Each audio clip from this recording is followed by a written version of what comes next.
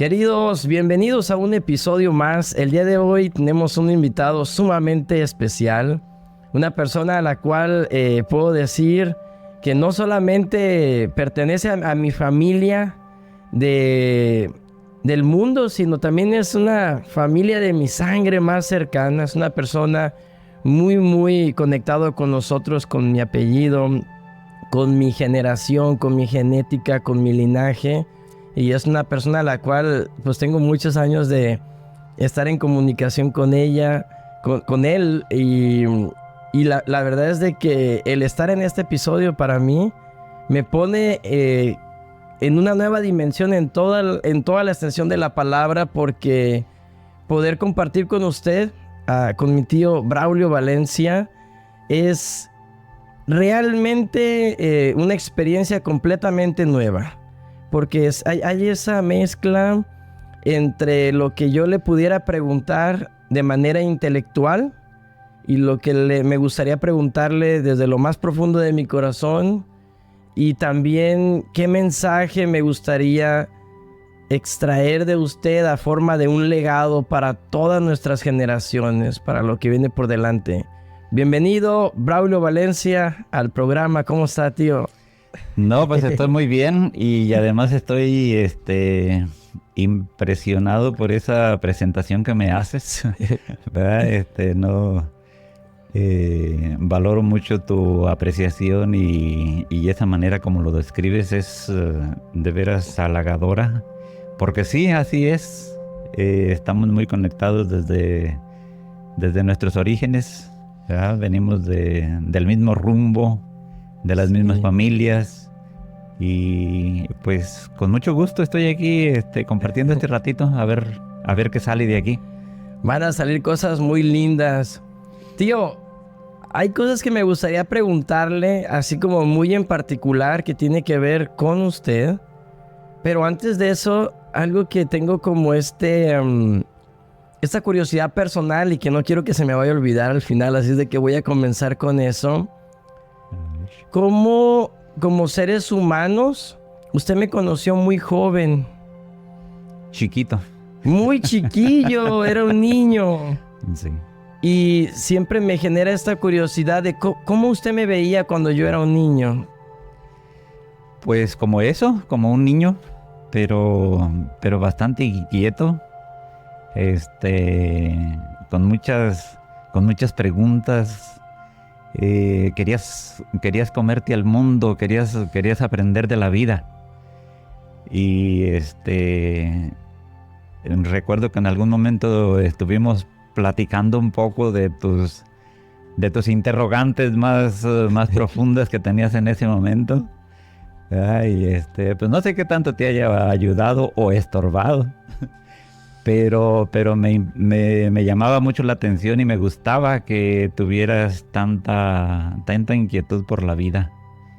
Y pienso que por eso mismo estás en el lugar donde estás ahorita. Porque has encontrado respuestas, has encontrado caminos, y eso es algo que debe de reconocerse y apreciarse. Wow, muchas gracias. Me pone emotivo porque sí era un niño que estaba muy inquieto. Quería comprender la naturaleza de Dios. Y la verdad, tengo que ser honesto con usted. Como usted era el único sacerdote que tenía a mi alcance cuando me tocó reunirme con usted, estaba yo como en mis 13, 14 años. Tenía la rebeldía a flor de piel. Tenía miles de preguntas. Pero recuerdo bien que no eran preguntas que las tenía desde el pacifismo. Estaba molesto por la forma en que me querían de alguna manera u otra llevar hacia la iglesia, hacia la religión. Y yo estaba rebelde, tengo que reconocerle eso. Yo no quería que me dijeran, cree en este Jesús y Él murió por ti en la cruz y todo este tema. Yo no lo quería aceptar. Yo quería encontrar respuestas desde mi intelecto. Quería realmente que me aseguraran cómo fue ella, a qué horas fue. Y recuerdo que una de las conversaciones que tuvimos, y ahorita lo veo hacia atrás y puedo ver la naturaleza del ser humano, que a veces lo quiere entender desde una lógica. Pero hay cosas que no las vamos a comprender a través de la lógica porque trascienden nuestra mente, nuestra forma de pensar, nuestro cuerpo físico. Necesitamos sumergirnos en el ser. Y es un tema que a veces no lo hablamos. O sea, ¿cuál es la diferencia entre pensar y ser? Pensar es un instrumento de la mente, es como una herramienta. Pero el ser es algo que humanamente, si no le ponemos la suficiente atención, puede ser que inclusive podemos morir sin haber sido conscientes que teníamos esa posibilidad de percibir algo diferente, o a lo mejor lo vamos a percibir, no sé ni cómo explicarlo. El punto es que al final, ¿qué comprendí de esa conversación que tuvimos aquel momento? Que yo lo quería entender desde la mente y que los años me explicaron y me enseñaron que se tenía que vivir desde otra experiencia. Y muchas gracias por eso, tío. No, y lo que pasa es que muchas veces querer encontrar una explicación lógica a todo, pues en ciertos campos sí está bien, ¿verdad? Como en el campo de la ciencia, como en el campo de la comunicación. Hay muchos campos en que la lógica tiene que seguirse. Pero también hay un campo muy, muy importante que a veces no se le da la importancia y no queremos entrarle porque no nos parece lógico. El campo de la fe, el campo de lo espiritual es algo que tú tienes que experimentarlo para quedar plenamente convencido. Y si en tu tiempo te querían obligar a ciertas cosas, pero sin darte la razón o sin darte explicación de por qué es importante tener un contacto con Dios. Porque eso tenían nuestros padres también, que nos querían inculcar un camino, pero sin darnos realmente una motivación más profunda. Y a lo mejor en parte estuvo bien porque después los que quisimos buscar esa motivación profunda, pues con la ayuda de Dios la encontramos. Y aquí estamos. Qué lindo. Y bueno, vamos a hacerle honor a este episodio porque hoy mi tío Braulio Valencia está aquí con nosotros en el Centro de los Maestros. Yo creo que son dos áreas muy importantes. Por una es que nos comparta un poquito de su historia de vida, que yo soy un apasionado por conocer lo que le da profundidad a la vida del ser humano es su historia, de dónde viene, cómo se ha formado, por qué cree lo que cree, cómo uno se interpreta a sí mismo, cómo uno se percibe y se muestra al mundo. Y la otra parte es cómo dejas tu legado de una manera ya más materializada, y nos viene a presentar su libro que se llama Nadar contra corriente. Un libro que estoy leyendo y la verdad se lo decía hace un momento. Es un libro que nos va a poner en esta dualidad de la vida, de confrontarnos a veces con lo incómodo, de dejar de romantizar el bien y el mal, observarlo, observar su naturaleza, disfrutar el proceso del bien y el mal, y aceptar que hay cosas que a lo mejor no nos van a gustar, pero se tienen que conversar. Porque parte del crecer es reconocer eso.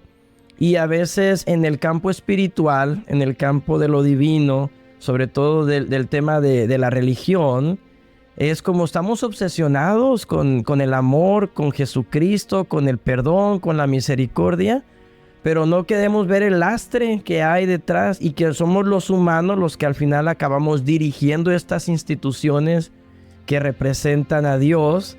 Y como seres humanos, en nuestro proceso de convertirnos pues vamos haciendo un relajo. Y aquí relata la historia de un personaje que me gustaría que me compartas un poquito. ¿Cuál es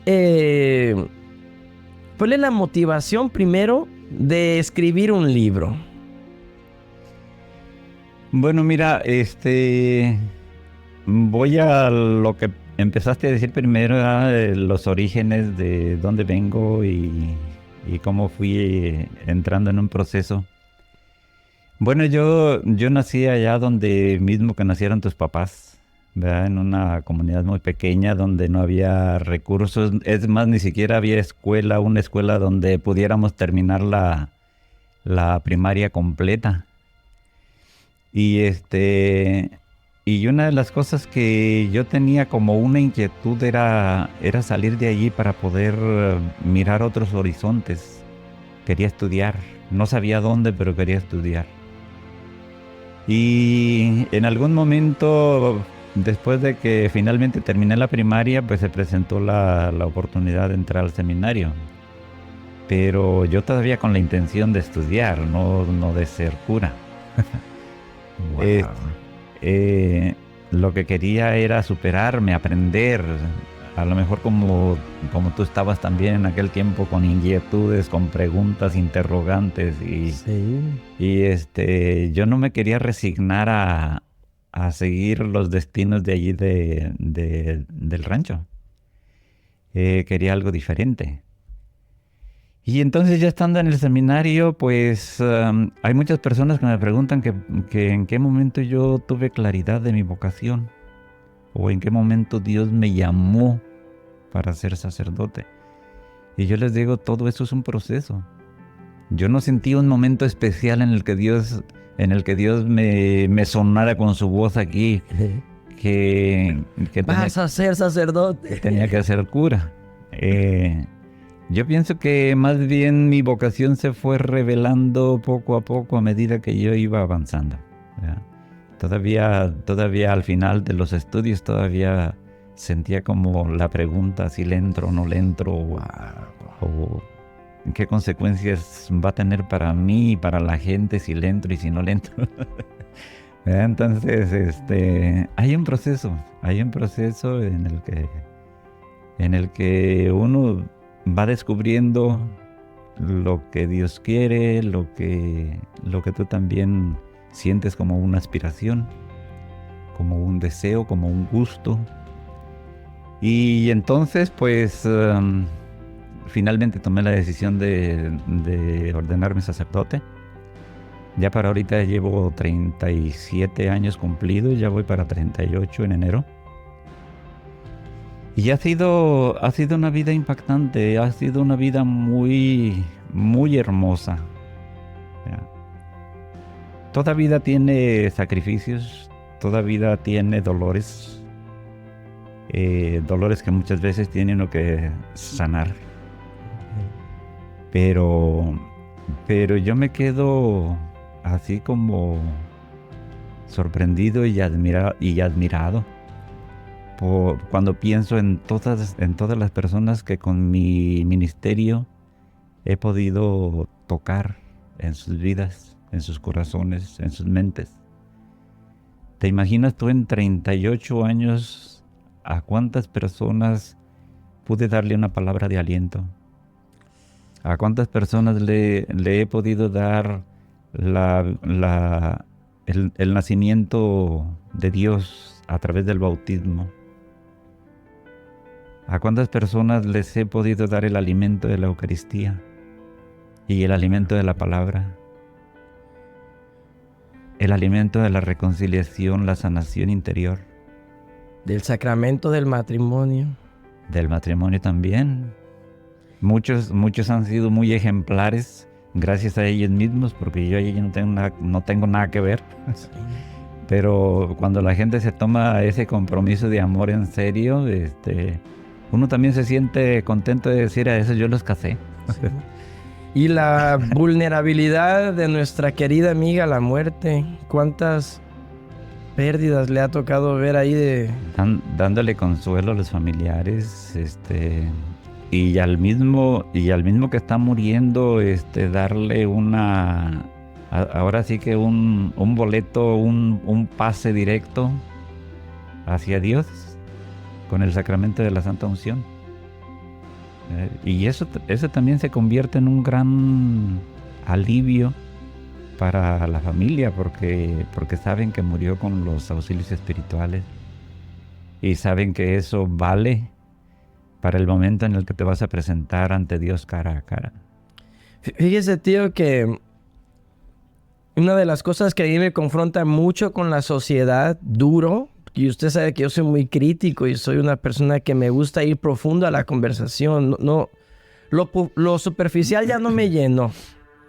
Y lo banal y lo que vemos a veces en el mundo que nos está de alguna manera u otra manipulando o dominando nuestra mente, por lo general es muy superficial, es como una pequeña capa. Y soy un fiel creyente que en nuestra sociedad necesitamos volver a rediseñar o reformular cuáles son los roles en la sociedad que deberían de volver a ser vistos con nuevos ojos. Porque el rol que juega una madre en el hogar, el rol que juega un sacerdote o un pastor en su ministerio, el rol que juega un maestro en una institución, llámese primaria, secundaria, una universidad o un doctorado, no están generando la lucratividad o no sé si lo lucrativo que hacen otras profesiones con mucho menos mérito, y lo digo con mucho respeto. Vemos a un actor de telenovelas ganando fortunas, vemos a un cantante generando también una cantidad exorbitante de dinero, materialización para el mundo, y a veces nos conflictuamos con el tema de que nuestros pastores o nuestros sacerdotes ganan dinero, y es como a mí me ha puesto en este golpe de ¿acaso el trabajo de sanar el alma, el espíritu? ¿Acaso el hecho de criar a un niño en el seno del hogar? ¿Acaso el hecho de que nos enseñen a leer, a escribir, que nos enseñen las bases de la educación? ¿Es que eso no merece fortunas? ¿O en qué momento distorsionamos esta visión? Y yo creo que tiene que ver mucho con la historia de cómo la política y la religión en algún momento, lo que dice la historia es que la religión tuvo un momento también de gloria, donde quien era religioso tuvo todo. Y a lo mejor en un mal uso de eso, los políticos y las balanzas se volvieron a mover y tomaron los políticos los cargos y quitaron toda la fuerza religiosa. Y hoy vemos una sociedad que está contrastante con eso, donde se apagó completamente la fuerza de la iglesia, de las religiones, porque ha sido una batalla en la humanidad por muchos años. Y es algo que me confronta. Pero más allá de entrar en este tema ahorita, tengo una pregunta que me gustaría abordar antes de que nos vayamos a los conceptos que vamos a hablar dentro del libro, que yo lo estoy leyendo, y que tú ya relatas todo este tema de política, la sociedad, las creencias de la iglesia, los comportamientos de los miembros de la iglesia, de cómo somos tan duros en todos los aspectos en que se tratan dentro del libro, y que la verdad que solamente leyéndolo las personas se van a dar cuenta de qué estoy hablando, que se den la oportunidad de leerlo y que puedan contrastar con los conceptos. Pero hay algo que me motiva por preguntarte. A ver. ¿De qué manera tú crees que el dolor en tu edad temprana, de cómo creciste en el seno de tu familia, y sé que quedaste huérfano muy pequeño o una edad muy temprana, cómo eso despierta en ti la curiosidad, el ser una persona mucho más profunda? Porque tu profesión no es algo superficial. Debió haber habido algo que empujó, que despertó tu alma, tu fuerza, o crees que ya era como un regalo divino. La respuesta es empatía. Cuando tú has pasado por dolores tan fuertes como la pobreza, las carencias y además la muerte de un ser querido, te das cuenta de lo que no solamente tú estás pasando, sino que te das cuenta de lo que todo mundo sufre. El pobre, el marginado,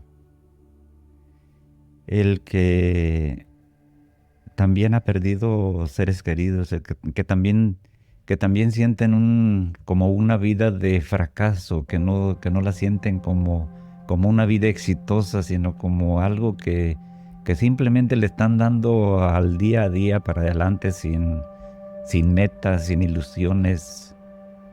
Entonces, cuando tú eres capaz de meterte en el sentimiento de los otros, te ves movido a poder hacer algo por ellos. Que te lo agradezcan. Hay mucha gente que sí lo agradece, pero hay mucha gente que no. Lo que tú mencionabas ahorita de cómo otros personajes ganan muchísimo dinero,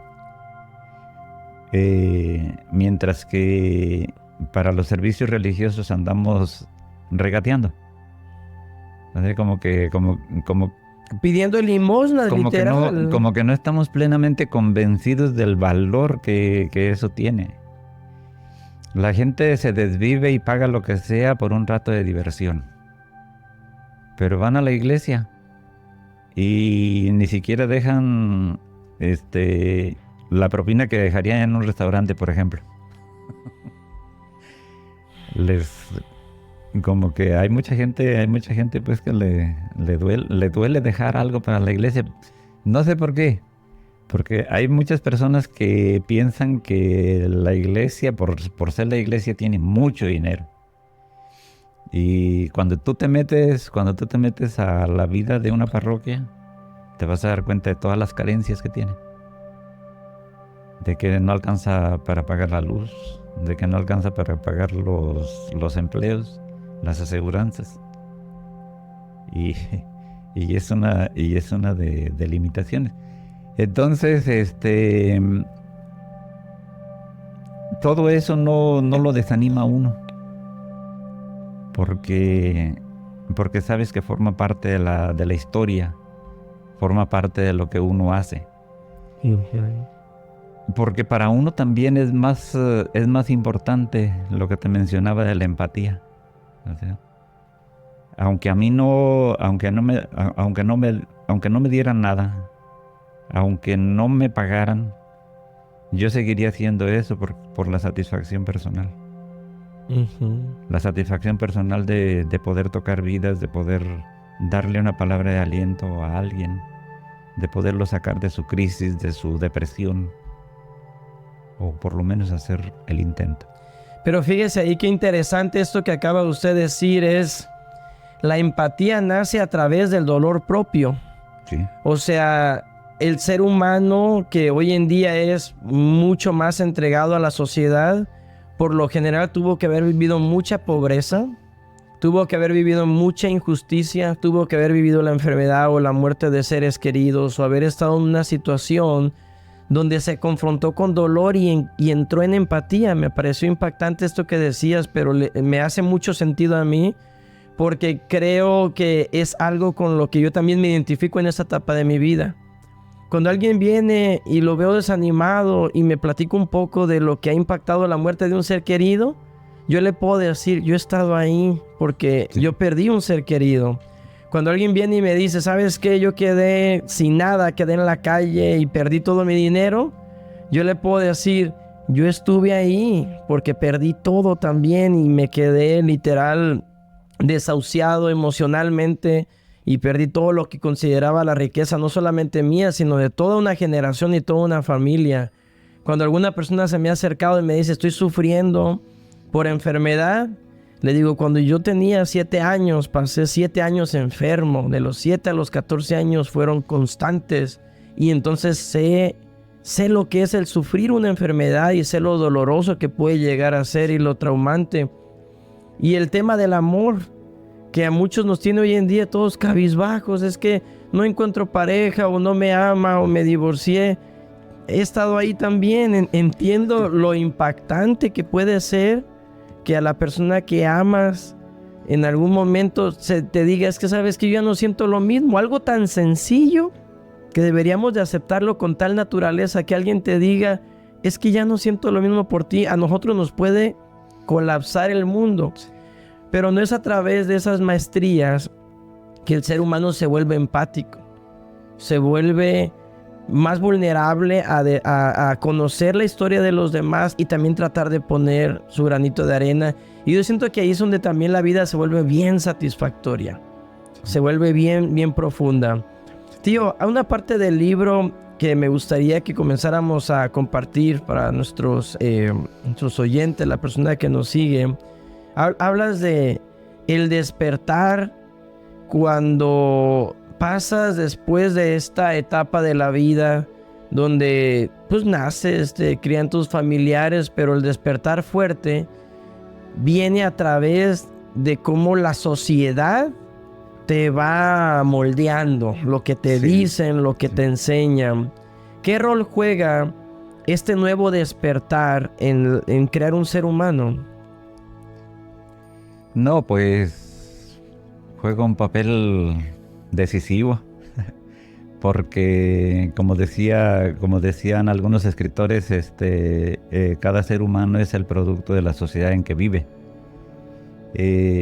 Tú sabes que cuando sales de la primera infancia empiezas a juntarte con amiguitos y hay partes muy constructivas en ese socializar con amiguitos, porque hay juegos, hay amistad, le da como una pertenencia, vas perteneciendo a las ideas de ellos. Exacto, como perteneces a un grupo, te sientes acogido, recibido, no solamente por tu familia, sino por alguien más. Y sin duda tiene muchas cosas muy buenas el empezar uno a socializar con otras personas, pero también te van contagiando de malas costumbres o de cosas que ya no están bien. A causa de eso muchas veces nos metimos en problemas con los papás, a causa de andarle siguiendo el juego a los amiguitos. A causa de eso, yo lo puedo decir con mucho respeto y hasta perdón a mí mismo, se te puede distorsionar completamente el tema de qué es la sexualidad, qué piensas de la vida, porque en esa etapa es muy fácil hablar cualquier tema. Lo que le compartía es, llegamos a una adolescencia bien arrebatada, cometiendo muchas acciones impulsivas de las cuales no somos conscientes. Uh-huh. Y para mí lo que me parece bien doloroso de este tema es que creces sin ser consciente el precio a pagar de tus acciones. Entonces yo lo viví, por ejemplo, llego a una adolescencia donde yo no comprendo cómo funciono como ser humano, mi sexualidad.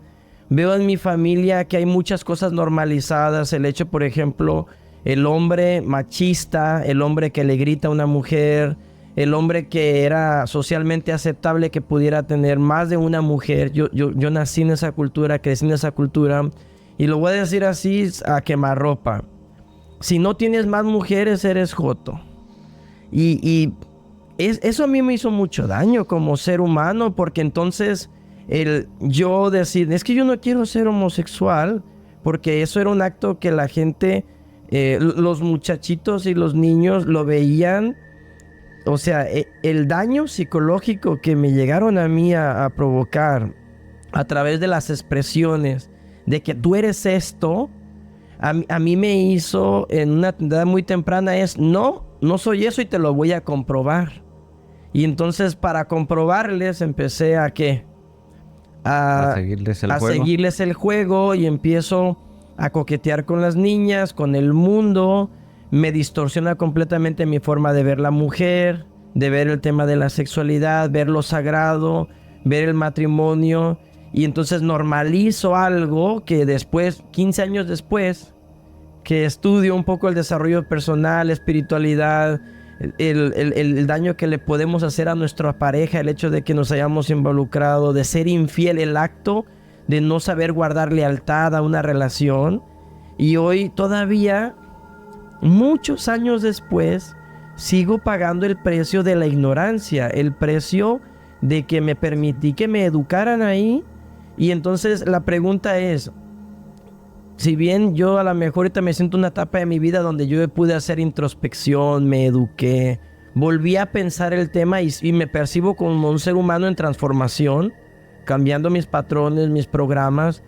Pero hay mucha gente que tiene más edad que yo todavía y no se ha dado cuenta que le instalaron literal un chip, un programa, una creencia que le sigue haciendo sufrir después de 20 años y no saben cómo salir del ciclo y le sigue afectando en su matrimonio, con sus hijos, con su sociedad. Y la verdad es de que le decía hace un momento, aprender o no aprender, salir de la ignorancia, es un acto doloroso. Ser ignorante. El peor de los casos es que mucha gente ni siquiera lo intenta.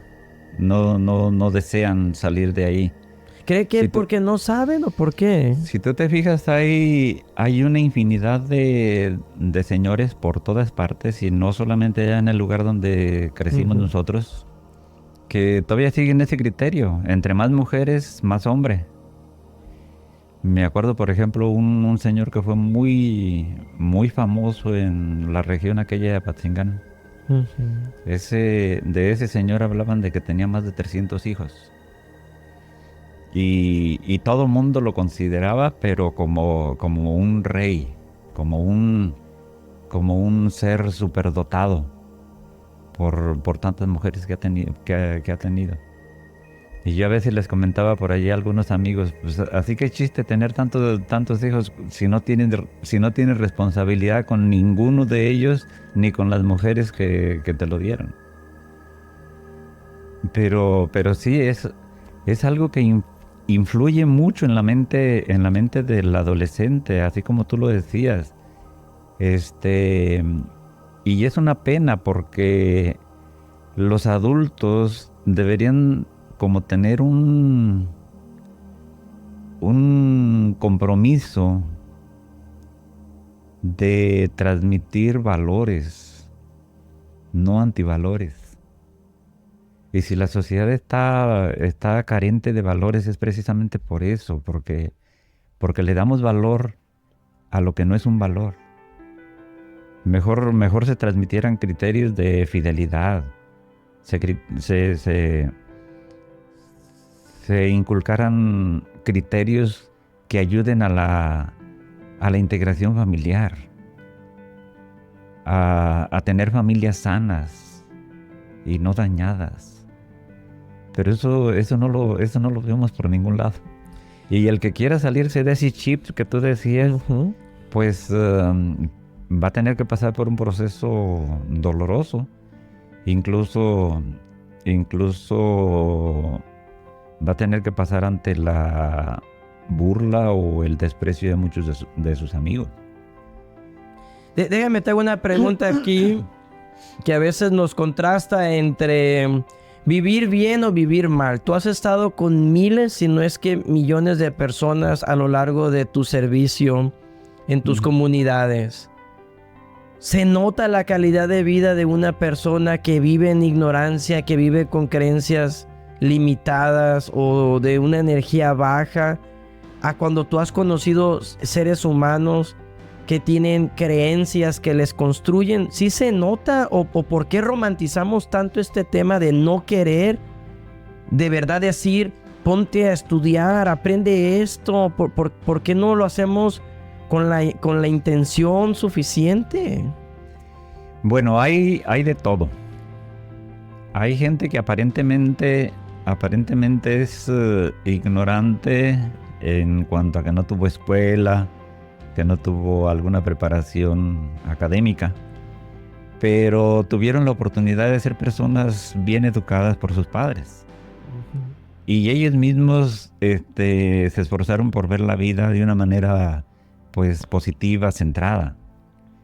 Y entonces dentro de ese tipo de gente hay muchas personas que tienen como deseos de salir adelante, de que las cosas no se queden estancadas, sino que vayan dentro de un proceso. También hay gente que se deprime y que no salen de ahí, que se han acostumbrado a una pobreza. Tú luego te puedes dar cuenta cuando me ha tocado la oportunidad de entrar a sus casas, inmediatamente veo una casa sucia, llena de cosas tiradas por todos lados. Inmediatamente tú te das cuenta, estas personas se han dejado por completo de la vida. A no pensar ya ni siquiera en la limpieza, en la higiene. Y de allí resultan enfermedades y resultan problemas que les va a costar dinero y no lo tienen. En el caso de personas que han tenido la oportunidad de tener una preparación académica, pues también los hay quienes les echan muchas ganas a no quedarse estancados, sino proyectarse un poco más. Encontrarle más caminos, más vericuetos a la vida que los haga sentir realizados. Pero también hay otros que no han tratado ni siquiera de actualizarse en lo que han estudiado. O como decíamos hace ratito, gente que no sabe, que sí saben leer, pero no les gusta leer. Entonces, pues hay de todo.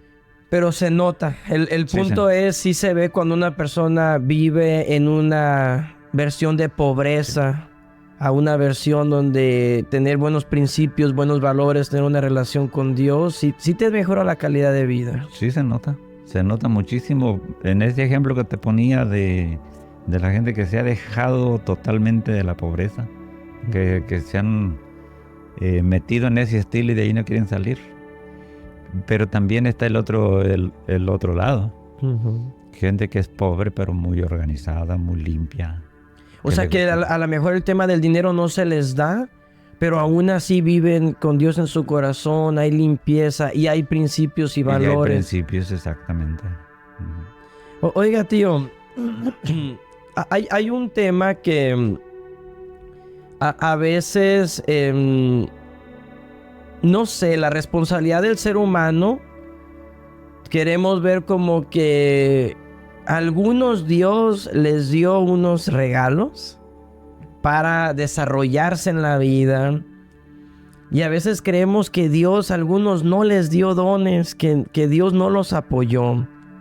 Y yo he creído firmemente que Dios a todos nos dio eso, pero está en nuestro regalo de libertad de albedrío, elegir qué vamos a hacer con nuestra vida.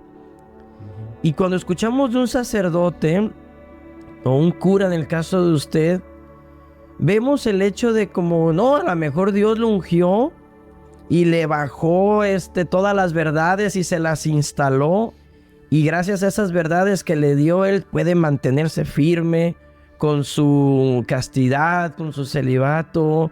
Es una persona que no tiene pensamientos morbosos, o que no tiene pensamientos negativos. Creemos vagamente que Dios a ustedes los iluminó. Y la verdad es de que yo tengo esa curiosidad. ¿Tú te sientes como que sí hay una bendición especial, o te has sentido con las mismas batallas que tiene cualquier otro ser humano? Bueno, los dones y los carismas se reparten entre la gente y cada quien ha recibido de Dios lo que le ha tocado. Pero a veces confundimos los dones.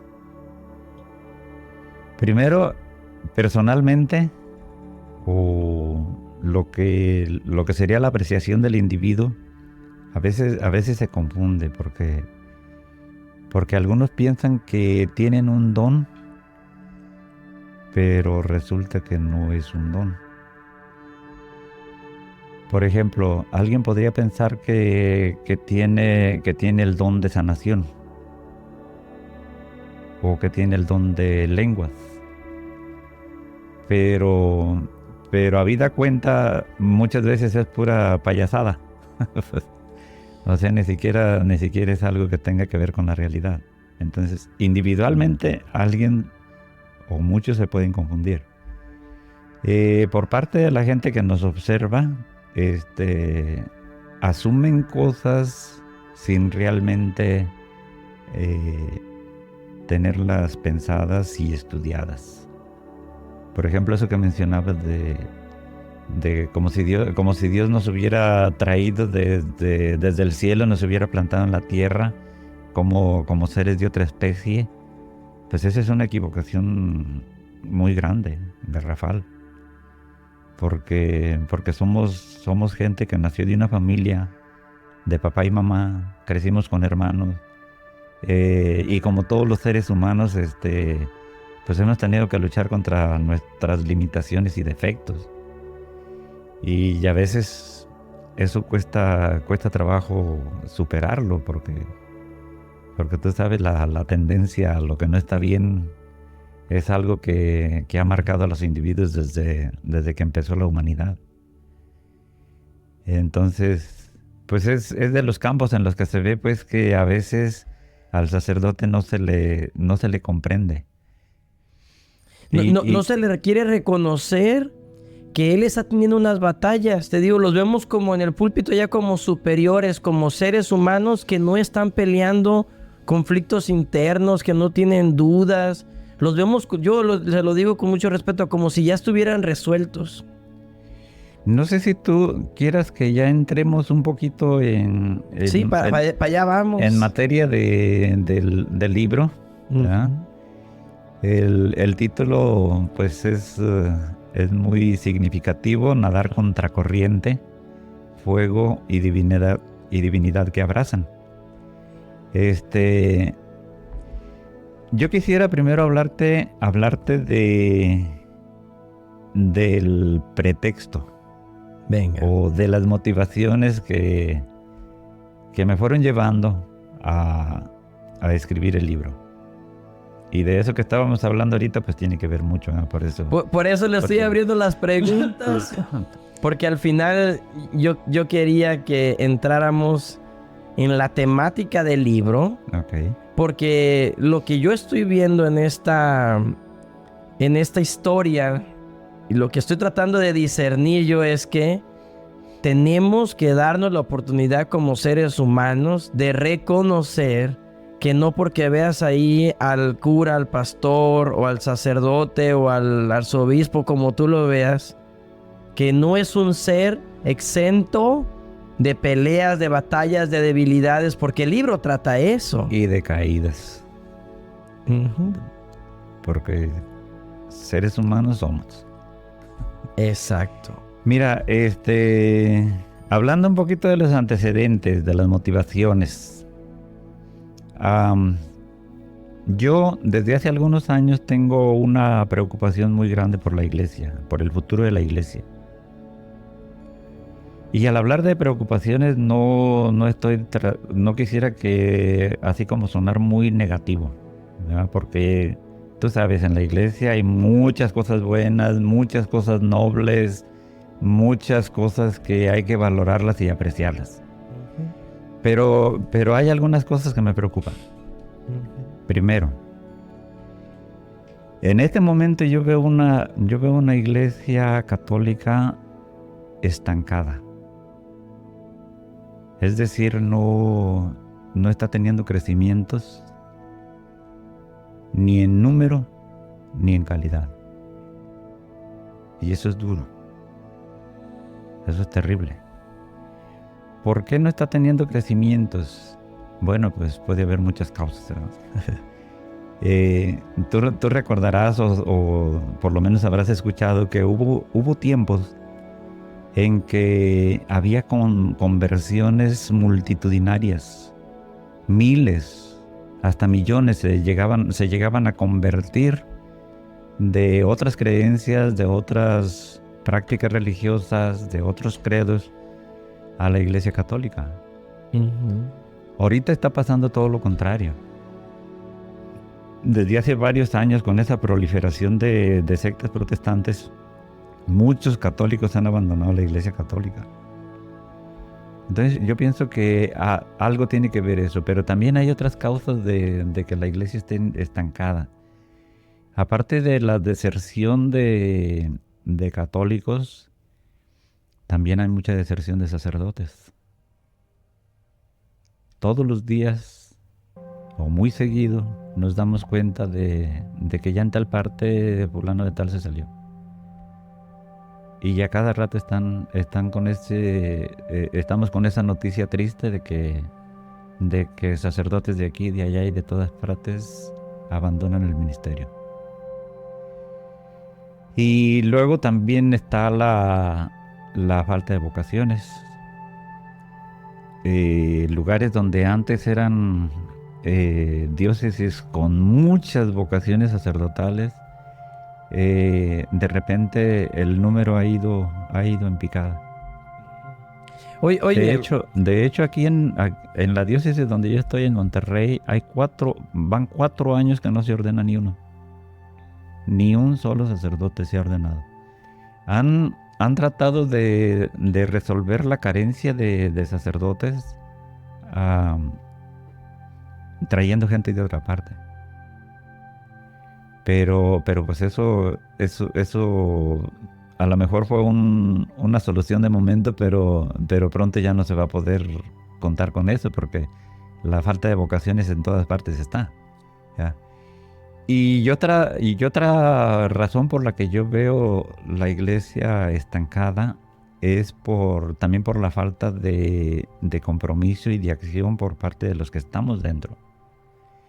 Y no digo que haya una falta de acción y de compromiso o de entrega en el trabajo por pereza.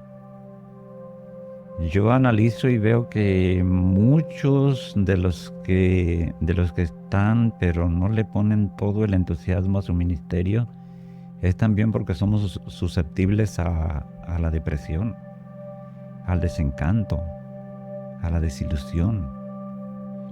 Y eso mucha gente no lo sabe. ¿Ya?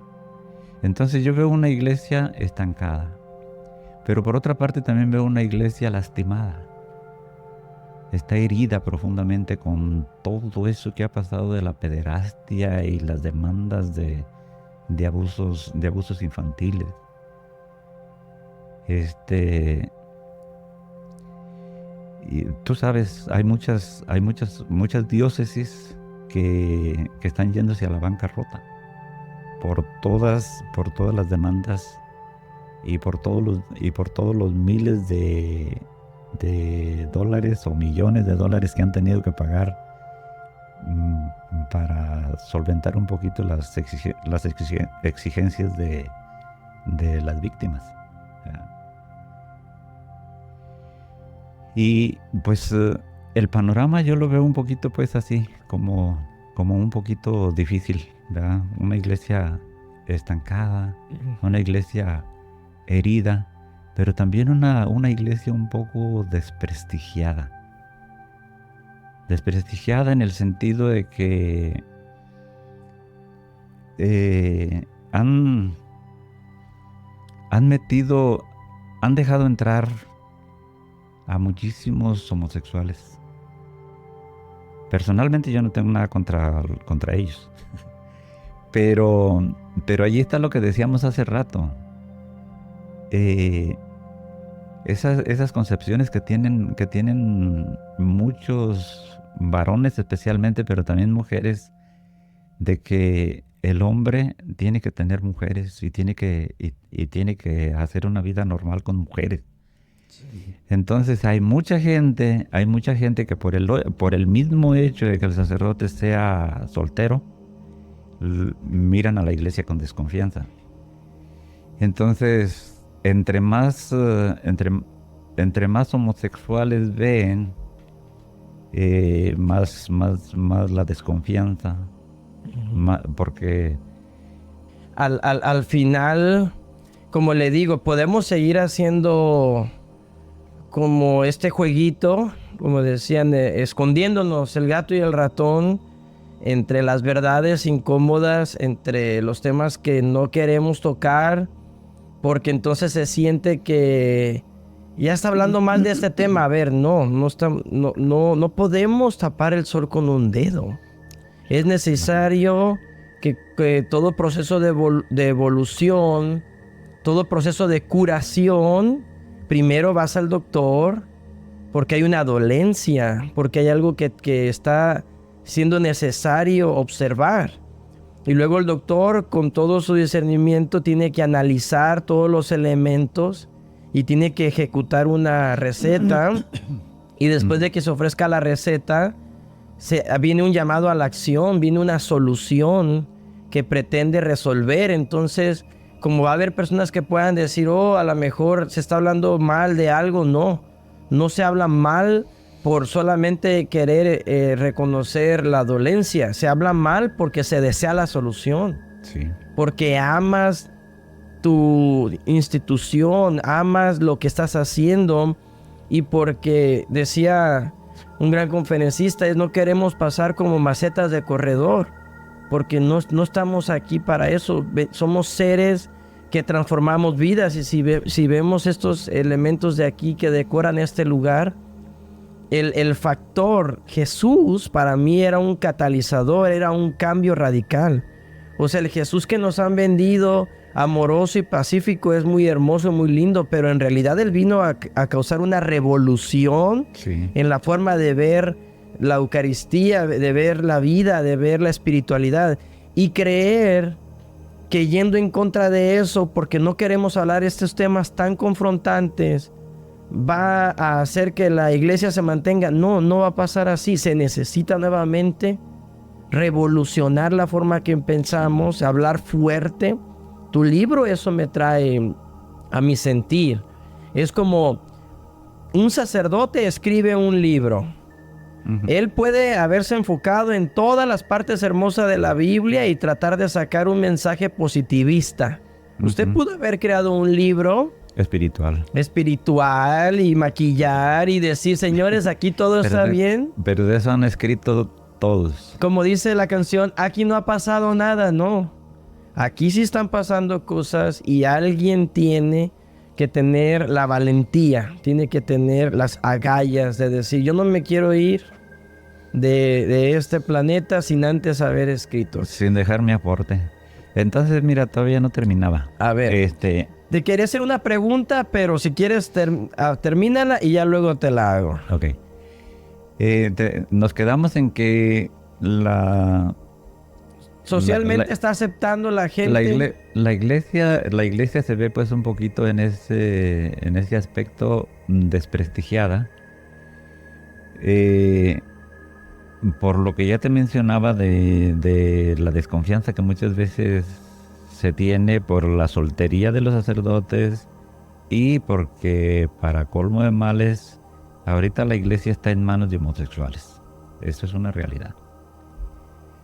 Y la otra cosa por la que yo la veo desprestigiada es, tú mismo te darás cuenta de que antes, en otros años, la iglesia tenía un poder para cambiar el mundo.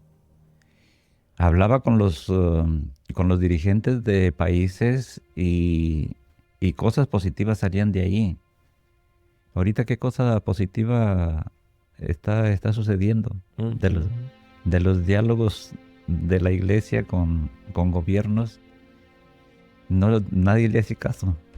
Oye, déjame, te hago una pregunta que sé que va a sonar un poquito dura, pero de verdad la hablo con mucho respeto y desde lo más profundo de mi corazón. Si en la iglesia se dice que se practica el celibato y que el individuo hace el esfuerzo, porque su naturaleza a lo mejor es diferente, pero el individuo tiene que hacer el esfuerzo de mantener su castidad, su energía sexual, la tiene que contraer, tiene que volver a repensar cómo la va a trabajar. Y en la iglesia pues es bien sabido que el sacerdote pues no puede estar con una mujer. Pero ahorita tú dices que son homosexuales. ¿Por qué hay la distinción si de todos modos no deberían de andar ni con mujeres, pues ni mucho menos ni con hombres? Entonces, ¿de dónde sale la identidad de que son homosexuales? ¿Ellos dicen abiertamente o porque se les ve, o a qué estamos hablando? Porque el celibato no se vive. Esa es la gran realidad. Esa es la denuncia de este libro. El celibato no se vive. Y mira, ¿cómo te lo digo? Precisamente una de las cosas que me decidieron, que hicieron decidirme a escribir, es porque el común de la gente en general no conoce la vida de los sacerdotes. Nos ven en los mejores momentos, que es celebrando misa, bautizándoles al niño, confesándoles, en alguna reunión pastoral. Pero fuera de eso, ¿dónde nos ven? Hay una vida que se queda atrás de todo eso. Tú, antes de empezar a leer el libro, ¿qué sabías del celibato? Para mí, en mi cultura y en mi creencia, ver a un sacerdote que practicaba el celibato, se lo voy a decir como yo lo percibo, para mí era ver un ser puro, un ser espiritual, un ser que renunciaba a sus vulnerabilidades del placer y que realmente se entregaba a su comunidad. Literal, yo lo veo como un ser divino, una divinidad que renunciaba a ese juego, que renunciaba inclusive al hecho de formar una familia para él y tener hijos y atender todas las necesidades humanas, porque exigía un sacrificio donde era el padre de todos. Mira cómo estoy diciendo la palabra, el padre de todos. El padre de todos. Y como ocupábamos que sea el padre de todos, tener una mujer le limitaría. Entonces le quitaban la mujer, le quitaban la familia, le quitaban esa responsabilidad, y entonces el pueblo podía disfrutar de un ser divino que estaba entregado para todos, que no hacía una distinción. Así es como yo percibía el celibato. El reto que estoy teniendo ahorita, después de a esta edad en la que me encuentro, honestamente sí creo que tiene que haber una evolución en la forma en que percibimos todo, porque el ser humano necesita ser reconocido con todas sus necesidades primarias, sus necesidades de, como tú dices, si están deprimidos, si hay... ¿Qué tal que hemos vendido la idea de que estas personas que van y estudian religión, que les vendimos una capa de héroe, donde los quisimos hacer seres sobrehumanos, superpoderosos? ¿Qué tal que un día lleguemos a la conclusión que eran solamente humanos, que también tenían muchos miedos, muchas angustias, muchas tristezas, y que fueron muy valientes porque se quisieron entregar a la religión, a la iglesia en este caso? Pero ¿qué tal que les hicimos un mal porque les quisimos imponer toda esta carga, todo este peso social de que tú no tienes familia y no vas a tener una mujer? ¿Y qué tal que 100 años después digamos, qué error, pudieron haber sido seres humanos normales y hubieran hecho 1000 veces a lo mejor una iglesia, como tú dices, que sea 100 veces mejor que la iglesia que tenemos hoy, y que solamente requería haber confrontado esa realidad, que es, no eran superhumanos, eran humanos con un deseo de compartir la palabra de Dios. Exacto. Esa percepción que tú me empezaste a decir ahorita es la misma percepción que tienen todos los fieles de todas las parroquias.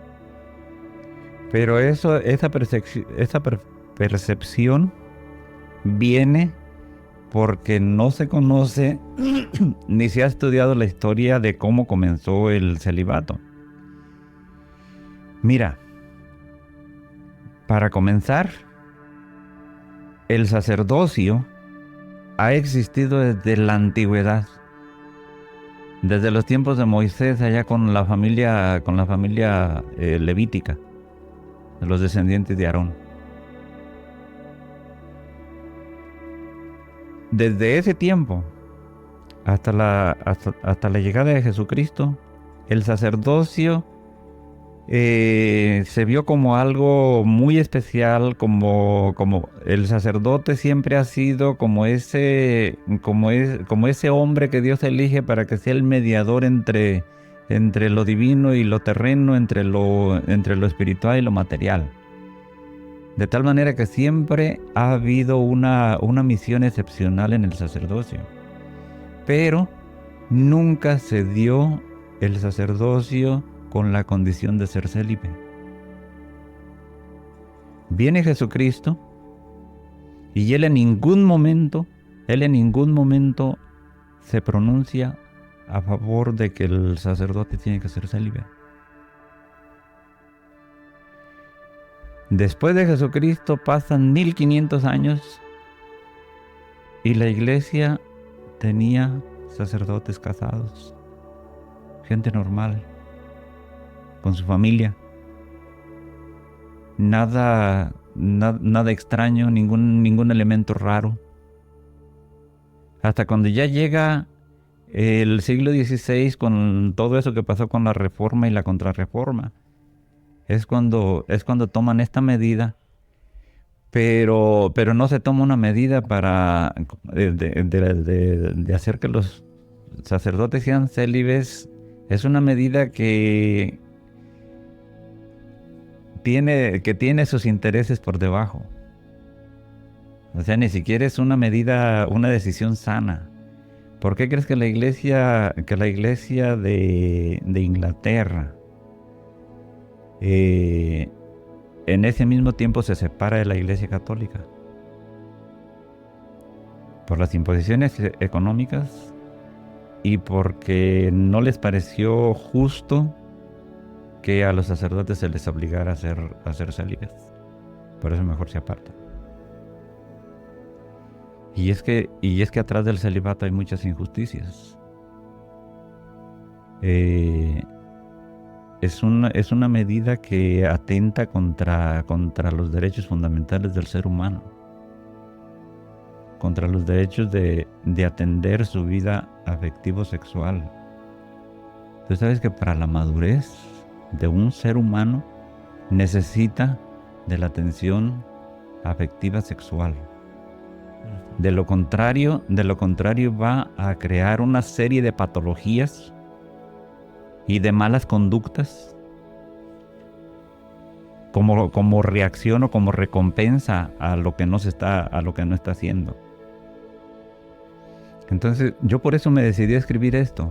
Yo ya sé que es impactante, ya sé que es fuerte, pero estoy convencido de que la gente, o sea, nuestros feligreses tienen, o conviene, no es que tengan nada, pero conviene que conozcan un poco más todo lo que está en relación al celibato, desde lo que es injusto, de los intereses que hay atrás de eso, de las patologías que desarrolla una vida de la persona que por imposición ha tenido que abrazar un estilo de vida así. Me imagino algo aquí, Braulio. Tendrá unas ventajas, por algo lo han de haber hecho, que el ser humano también guarde eso. Como todo en la vida tiene algunos pros y tiene algunos contras. Y en algunas culturas también en Oriente es usual que algunos hombres renuncian a la sexualidad porque se cree que el cuidar esa energía puede tener algún aspecto donde el ser humano trasciende esa limitación, se podría decir, con el cuerpo físico, y que trasciende. Y creo que es como todo en la vida, ¿no? Tiene un pro y tiene un contra. Estoy seguro que tú me podrás decir que el celibato ha traído algún tipo también de bendición a tu vida, pero también ha traído algún trastorno, como tú lo dices, alguna patología, dudas, indecisión, falta de crecimiento en la comunidad que representamos. Y yo pienso que el duelo está ahí. O sea, estamos en este año 2024 donde hay tantas conversaciones, donde tú ya lo dices así de manera muy radical. Hay muchos sacerdotes que son homosexuales cuando se supone que no debería de haber ni siquiera esta etiqueta, porque se supone que son seres puros, castos, que están viviendo en esta decisión por la divinidad. Se supone. Se supone. Y si tuviéramos que confrontar esta conversación, Braulio, tío, a forma de verlo en un modelo proactivo, o sea, ¿qué pasa actualmente ahorita en el sistema de la iglesia que nosotros a veces no sabemos, que deberíamos de saber en cuanto a las formas en que se van a tener que tomar decisiones? ¿Se habla ya de alguna posibilidad en el camino o es un tema que está cerrado con carpeta y no se va a conversar? Te contesto primero lo que empezaste a decir. El celibato sí tiene sus aspectos positivos, ¿verdad? Pero eso no tiene que ver con el sacerdocio. De hecho, hay mucha gente que siendo laicos optan por una vida célibe, ¿verdad? Aquí el problema más bien es el celibato impositivo, de que te lo imponen. Sí. Si tú manifiestas el deseo de ser sacerdote, ya desde antes te lo imponen como una condición sin la cual no podrías. Entonces sin duda el celibato pues sí tiene sus aspectos positivos, pero que se viviera como lo planteó Jesucristo, como un celibato opcional, que lo asuma aquel que verdaderamente le aspire ese estilo de vida. Como una ofrenda al amor. O que simplemente se siente atraído por ese estilo de vida. Y el que no se sienta atraído por ese estilo de vida, que tenga la opción de ser sacerdote, pero también tenga la opción de casarse. Porque así fue como lo dijo Cristo. Nomás que a veces los dirigentes hacen una mala interpretación del texto. Que es muy contradictorio, ¿no? Porque Jesús, algo que nos enseñó, pues es no enjuiciarnos a los unos a los otros. Pero aquí te acabas de hacer un punto que sí es realmente para poner atención. ¿Hasta qué punto el deseo del ser humano o el joven que llegó a una institución a aprender acerca del sacerdocio, se le dio la libertad de poder elegir, de pensar que quería practicar el celibato? ¿Y en qué punto entró una manipulación que acabó creyendo? Y entonces entra en una batalla mental, emocional, física, sí, de 30 años. O sea, imagínate 30 años pelear para convencerte a ti mismo de algo que no quieres hacer, pero que fue tan profundo lo que te manipularon. Y es el mismo tema que estamos viviendo hoy con el tema de la homosexualidad en las escuelas. Que hay gente que dice, es que no debería de ser así. Deberían de ser, claro, aceptado y reconocer que si alguien siente su espíritu, que tiene otra inclinación sexual, si alguien nació con esa biología, por decir así, esa naturaleza química, que se siente atraído por otro sexo, está bien. Pero el estar constantemente impulsándoles, como promoviéndolo, hasta qué punto se convirtió, como tú dices, una manipulación. Entonces, ¿qué es lo que quiere decir? Imagínate que llegaban 20 o 30 estudiantes y de esos 20 no lo querían, pero se les promovió tanto, se les dio tanta información, se les manipuló al punto que acabaron creyéndola. Y entonces, que es parte de lo que encontramos en la vida de Santiago, que es un personaje que lo vemos con batallas constantes todo el tiempo, de todo tipo. Lo veo teniendo batallas con la corrupción, con la política, con los cárteles, con la sociedad, y es algo con la desigualdad en la manera de tratar por parte de las autoridades eclesiásticas su comportamiento. Y es algo que yo te quiero preguntar aquí. Oh, espérame. Tú habías hecho otra pregunta. Sí, que si hay algo en la mesa. Sí. El Papa Francisco estuvo hablando de eso, de que el celibato no es un dogma de fe, no es algo que venga por revelación divina, De hecho en la Sagrada Escritura y en la patrística no hay nada que tenga que ver así como para relacionar el celibato con cosas de fe o con cosas de religión. Eh, Incluso en una carta de San Pablo a Tito, habla de que, por ejemplo, alguien que quiere ser o que va a ser obispo de una comunidad que se ha casado solamente una vez, lo que incluso nos hace pensar que también existía la poligamia. Entonces, Jesús nunca se pronunció ni por el celibato, ni siquiera por el asunto de la poligamia que ya existía, que existía muy fuerte en ese tiempo. Entonces el Papa ha estado diciendo, bueno, dijo al principio de su pontificado, que como esto no es una cuestión de fe ni de revelación divina, el celibato puede considerarse, puede reconsiderarse para ver qué medidas se pueden tomar. Pero desafortunadamente pronto lo callaron. Hubo presión por parte de los cuerpos cardenalicios y dejó de decir eso. Pero eso es porque yo ya te había mencionado que hay unos intereses que quedan por debajo. Intereses que podemos decir económicos, intereses de control y de dominio. ¿Verdad? Porque es más fácil que, por ejemplo, si un sacerdote cometió una falta a su celibato, pues lo tengan más agarradito, más controlado y... Sí, se vuelve un tema controversial completamente. Exactamente. A su dignidad, a sus derechos, y es una forma como de tener orden. Y todo esto, el común de la gente no lo sabe. No sabe nada.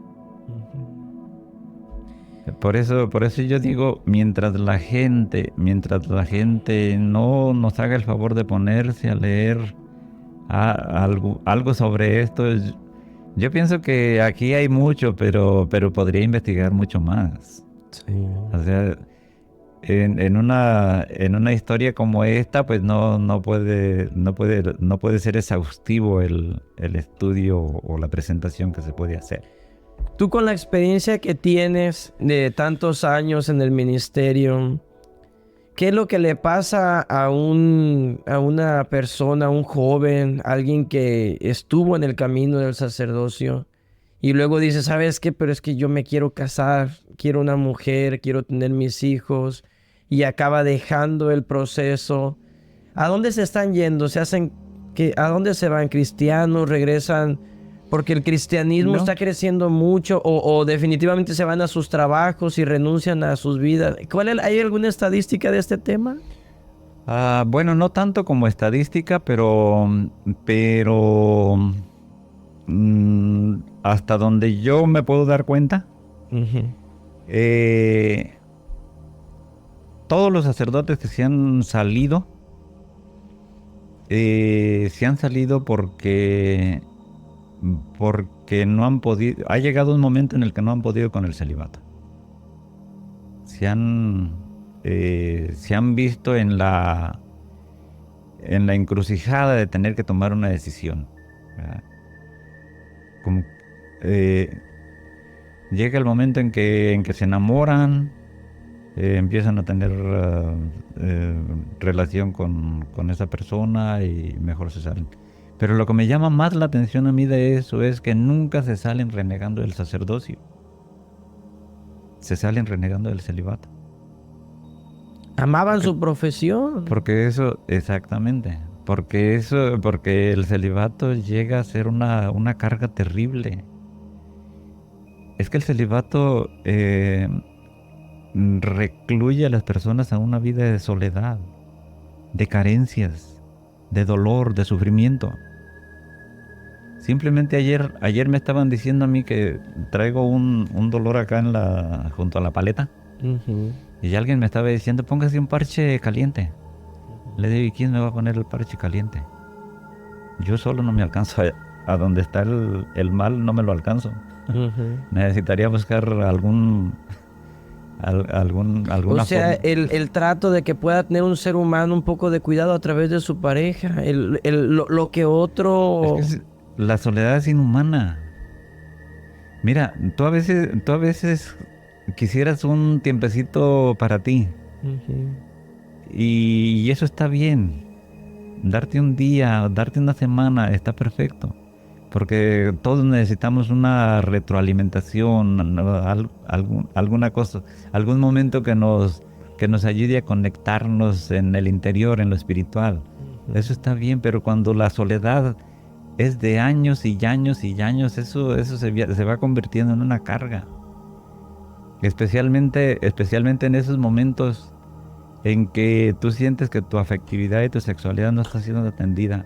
En esos momentos en los que tú tienes una enfermedad, una dolencia y no hay ni quien te dé una pastilla, te traiga un té caliente. Es terrible. Sí.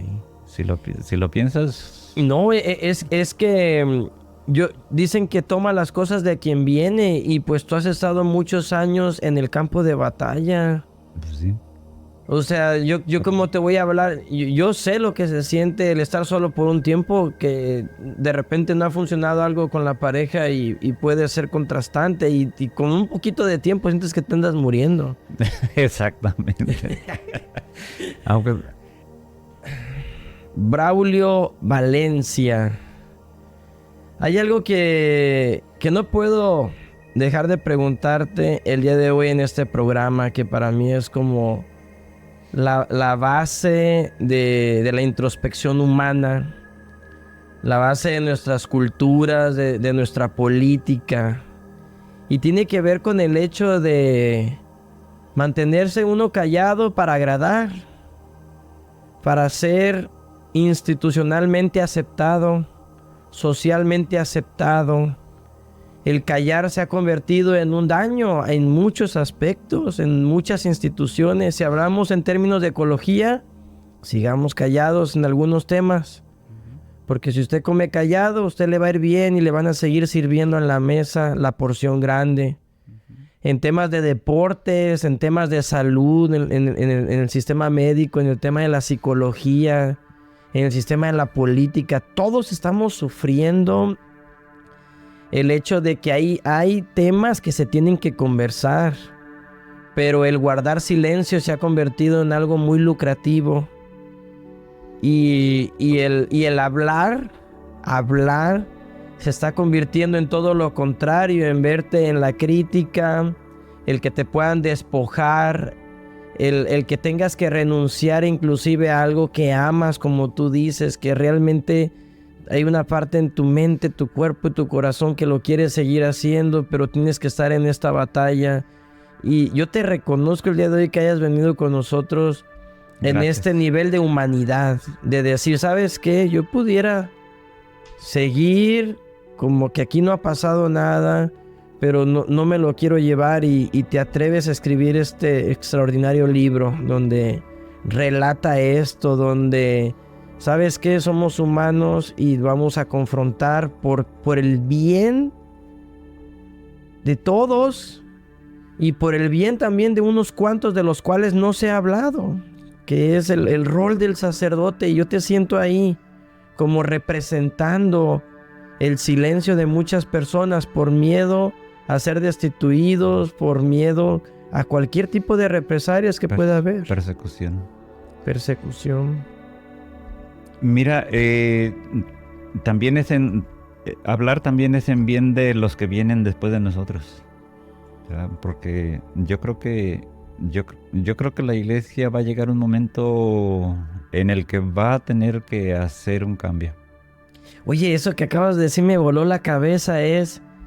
¿Qué tal que si yo nunca había pensado en ser sacerdote porque yo no estoy dispuesto a mantener un celibato? ¿Y qué tal que yo en el futuro diga, yo voy a ser un sacerdote, pero voy a hacerlo bajo mis términos? Y que haya la posibilidad de que yo pueda estudiar. Entonces, qué impactante esto que acabas de decir. O sea, pudiera haber una nueva era de sacerdotes. Eso es lo que yo quisiera. Pienso que este libro va a ser mi mejor aportación que yo haga para la vida y para el mundo, ¿verdad? Porque si se le da la importancia que esto tiene, y se valora y se aprecia realmente los conceptos que se manejan, puede que salgan cosas buenas, positivas, interesantes para el futuro de la iglesia. Yo, al hablar de aquí, no quiero ni siquiera que se me interprete como que no ame a la iglesia o que tenga algún resentimiento contra la iglesia. No tengo ningún resentimiento. Simplemente esto es algo que tiene que cambiar. Yo estoy convencido de que es algo que tiene que cambiar. Y por eso yo les pido a los lectores que se decidan a leerlo. Sí. Con esto me quiero despedir del programa, que es algo que debería de atribuírsenos a todos los seres humanos, y es reconocer el perdón y la misericordia. El perdón de que nos estamos equivocando, que no sabemos la fórmula secreta ni la fórmula exacta de cómo se vive. Perdonarnos a nosotros mismos, que tal vez hemos cometido errores que a lo mejor no eran errores, a lo mejor nos hicieron creer que eran errores, que puede ser que hay muchos corazones, y yo lo veo triste este tema. Me imagino a un sacerdote que su naturaleza le busca por encontrarse con una mujer, que se encuentran en amor con ella, que le hace honor a la palabra, hacen el amor con otro ser humano, que se conocen, se integran, se aman, se respetan, y luego tiene que esconderse para orar y pedir perdón a Dios por algo, por un pecado que no ha cometido. Exactamente.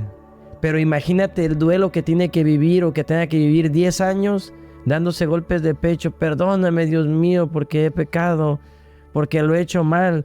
¿Y qué tal, querido, que si nunca hiciste nada mal, que te hicieron creer? Y entonces ahí entra la segunda palabra, que es la misericordia. De reconocer que hay que ser primeramente misericordiosos con nosotros mismos y después con los demás. Con el que pensamos que falla, porque muchas veces ni siquiera es eso, ni siquiera es que esté fallando. A lo mejor son acciones que de alguna manera te presionaron o te obligaron por diferentes conceptos o doctrinas a que vinieras terminando haciendo esas cosas que para uno son pecado. Uh-huh. Es como lo que decías hace un rato, a veces nosotros tenemos conceptos que no los hemos querido pensar de otra manera. Uh-huh. Nos hemos acostumbrado a ver al sacerdote solo y pensamos que así es como está bien. Pero ¿qué tal si no? ¿Qué tal si eso es una degeneración o una degradación de la persona? ¿Qué tal si realmente lo que Dios quiere no es la soledad del sacerdote, sino la compañía con su mujer y con sus hijos? Fíjate, ahorita que acabas de decir eso, me pegó aquí un dolor. Qué injusto sería, como participantes de una institución, que vamos a servirnos cada fin de semana del servicio de un sacerdote, y nosotros que no le demos la oportunidad al que está ahí enfrente de que él pudiera tener alegría, libertad y vida y amor. O sea, ¿con qué cara vas a querer obtener la palabra de tu sacerdote sabiendo que él también está sufriendo y que no podamos respetarle su integridad? ¡Qué duro! Y de ponernos a perseguirlo por complejos que nosotros traemos en la mente. ¡Qué profundo! Braulio, sí. Valencia, muchas gracias por haber estado con nosotros. No, gracias a ti, Oscar. Gracias. Me gustaría hacerte una pregunta que va un poco más allá de inclusive de la superficialidad de la religión. ¿Qué ha hecho en ti Jesús? ¿Por qué sigues a Jesús? Jesús le ha dado todo el sentido a mi existencia.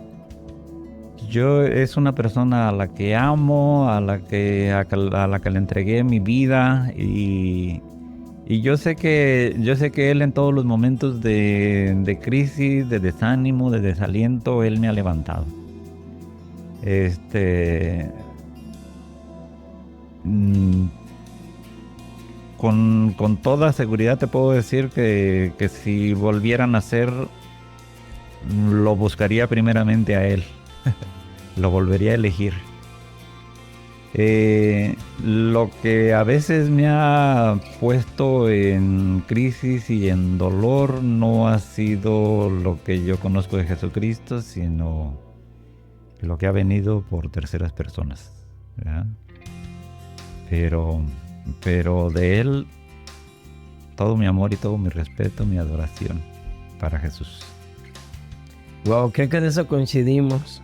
Yo tuve que pasar por mi reencuentro con religiones, con libros, con desarrollo personal, y al final he decidido quedarme con ese Jesús presente que en mis momentos de silencio, en mis momentos de adoración, de oración con Él, el Jesús con el que yo me he encontrado, ese es el que yo celebro todos los días.